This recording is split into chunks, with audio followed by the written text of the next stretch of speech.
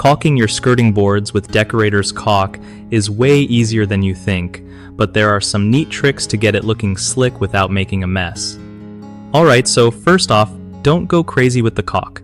Just squeeze out a thin, smooth bead, like enough to cover the gap but not so much that it's oozing everywhere.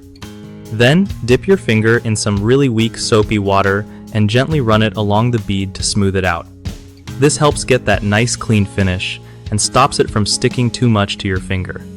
If you press too hard or try to scrape it off, you'll just end up making a mess or pulling too much caulk away. Take your time and practice on a scrap piece of wood or somewhere hidden first, just to get the feel for it. Also, if your caulking gun is old or crappy, make sure you release the pressure after you stop squeezing, or else it'll keep pumping out caulk when you don't want it.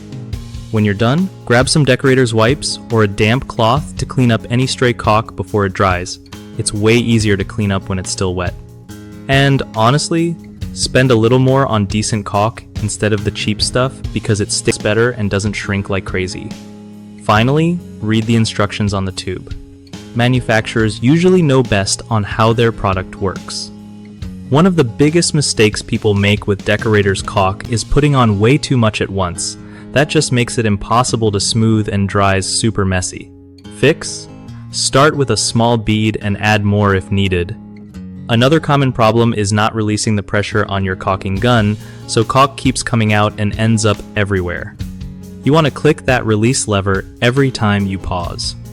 Last but not least, trying to smooth the caulk with a dry finger or a bad tool can leave uneven lines and lumps.